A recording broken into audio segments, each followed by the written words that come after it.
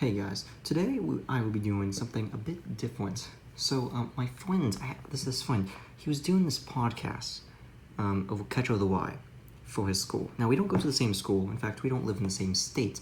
But his group mates kicked me out. So, and they wouldn't allow me, which is weird because I have like the highest possible GPA at my school currently.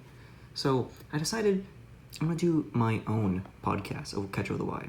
Now, they didn't tell me any of the requirements, so instead I'm just saying an essay, but it's gonna be so much better than what they can come up with, so much professional, because I'm a YouTube all-star.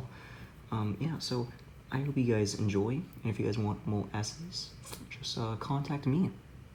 Or don't, actually, just maybe just comment, but like, yeah, okay, here we go. The Catcher in the Y, J.D.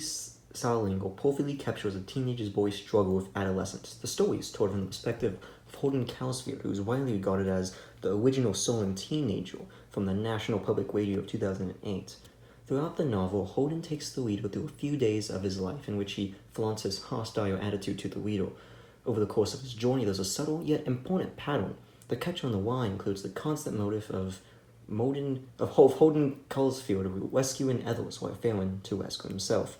In the novel, Holden finds opportunities to rescue others, but he never focuses on bettering himself. For example, he highly respects women when it comes to sex. He explains that when girls tell him that he's going to fall with them, he always stops because he gets to feeling sorry for them. They tell him to stop, so he stops, Salinger 50. Later on, when Holden has his encounter with the prostitute, he pities her and does not desire to do anything sexual with her. He treats women as though he's trying to save their sexual purity. However, this does not help Holden at all. He saves these girls, but as a result, he never has the opportunity to lose his virginity. Another less superficial example of Holden rescuing others instead of himself is the way he acts towards his little sister, Phoebe. Specifically, when Phoebe claims that she's not going back to school, he insists, "You have to go back to school," Salinger 112. Although he sets himself up to ruin his life by quitting school, he cannot allow Phoebe to follow the same destructive path. He saves her academic opportunities, but fails to save his own. Holden's desire to rescue Phoebe supports the ultimate example of him being a great rescuer, but failing to rescue it himself. Towards the end, when Phoebe asks him what he would like to do with his life, he explains that his desire to be a catcher in the Y, Salinger 93. His aspiration to save children from falling off a cliff greatly represents his desire to save innocence. He wants to rescue Phoebe as well as these children so he can rescue the purity he believes can only be found within an innocent child. However, he has given up on saving his own purity as he believes it has been lost.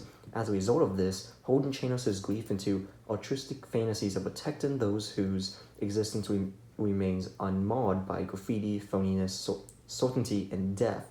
Tolkien 37. He fantasizes about saving the children in the Y field because saving them means preserving the purity left in the world. Coincidental to Holden's desire to rescue others, specifically their purity, he loses sight of the importance in rescuing himself. He does not believe himself to be pure, so he gives up on himself. Because of this, it seems that Holden's character does not change throughout the novel. He remains static. His voice is the same at the end of his retelling as it is at the start, and he seems to have learned very little. Books 357. By the end of the novel, it seems as though Holden will continue to rescue others and fail to recognize that it is he who needs rescuing the most.